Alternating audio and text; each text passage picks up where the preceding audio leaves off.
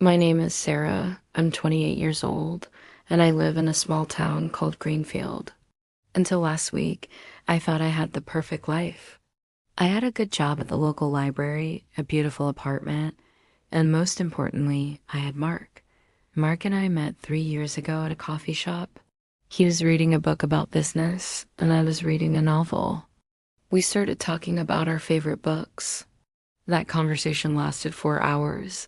From that day, we were inseparable. Mark works as a marketing manager for a big company in the city. He travels a lot for work. Sometimes he's away for 3 or 4 days. I never worried about it before. I trusted him completely. 2 months ago, Mark started working on a new project.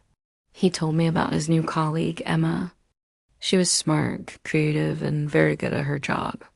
Mark seemed excited about working with her. Emma has such great ideas, he would say at dinner.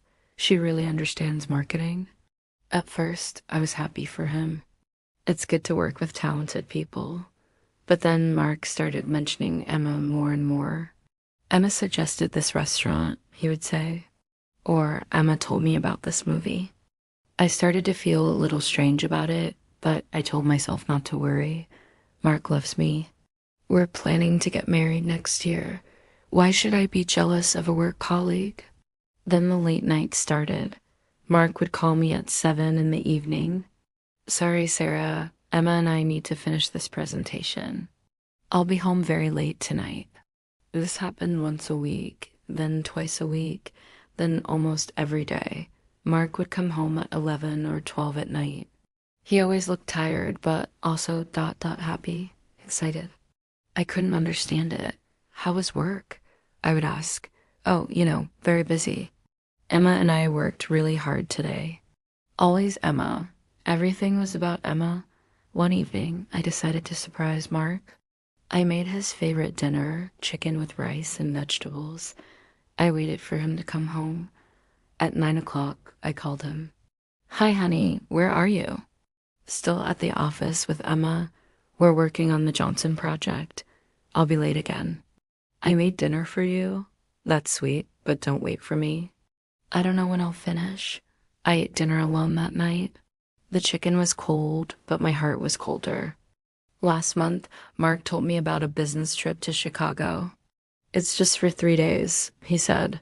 Emma and I need to meet some important clients. Emma is going too? I asked. Of course. She's working on this project with me. We're a team. A team. That word made me feel sick. While Mark was in Chicago, he called me every night, but the calls were short. How was your day? I would ask.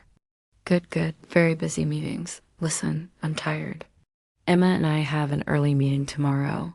What did you do for dinner? We just ate at the hotel restaurant. Nothing special. I have to go now. Love you. And he would hang up.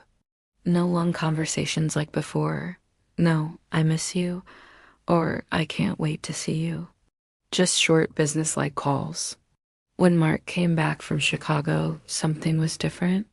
He seemed happier, but also distant. He would smile at his phone when he thought I wasn't looking. He would get text messages and quickly put his phone away. Who was that? I asked once. Just work stuff, he said. Emma is sending me some documents. Emma again. Last Friday, Mark said he was working late again.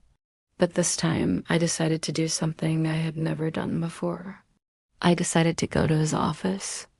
I know it sounds terrible. I know I shouldn't spy on my boyfriend, but I couldn't stop myself. I needed to know the truth.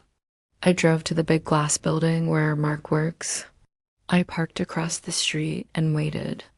At 8:30, I saw Mark's car in the parking lot. The building looked empty. Most offices were dark. I waited and waited. At 9:15, I saw two people come out of the building. It was Mark and Emma. I had never seen Emma before, but I knew it was her immediately. She was tall and blonde, wearing a beautiful red dress. She was laughing at something Mark said. They walked to Mark's car together. I thought maybe they're just finishing work. Maybe he's giving her a ride home. But then I saw something that broke my heart into a million pieces. Mark opened the car door for Emma. She smiled at him. And then then he kissed her. Not a friendly kiss on the cheek. A real kiss. A kiss full of love and passion. They kissed for a long time. When they finally stopped, Emma put her hand on Mark's face. He put his arms around her. They looked like we used to look. I couldn't breathe. I couldn't move. I just sat in my car and watched the man I loved kissing another woman. They got in the car and drove away. I don't know where they went. I didn't follow them. I couldn't. I drove home in silence. I felt like I was in a dream. A terrible, terrible dream. At home, I sat on our sofa and waited. Mark came home at 11:30. "Hi, honey," he said, trying to sound normal. "Sorry I'm so late." Emma and I had to finish that presentation. Emma and I, those 3 words that destroyed my life. "How was your evening?" he asked, sitting next to me. I looked at his face. He looked normal, happy, even. How could he kiss another woman and then come home and act like nothing happened? "It was fine," I said. "Just watch some TV." "Good," he said. "I'm very tired." "Let's go to bed." We went to bed like a normal couple, but nothing was normal anymore.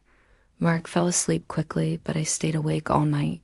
I looked at his face in the dark and wondered, who is this man? Do I know him at all? That was 1 week ago. Since then, I've been pretending everything is normal. Mark still comes home late. He still talks about Emma. He still says it's just work. But I know the truth. I saw them kissing. Now I have to decide what to do.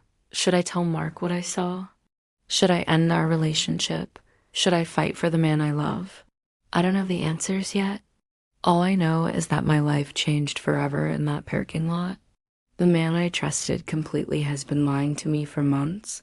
Love is supposed to make you happy. But sometimes love just breaks your heart.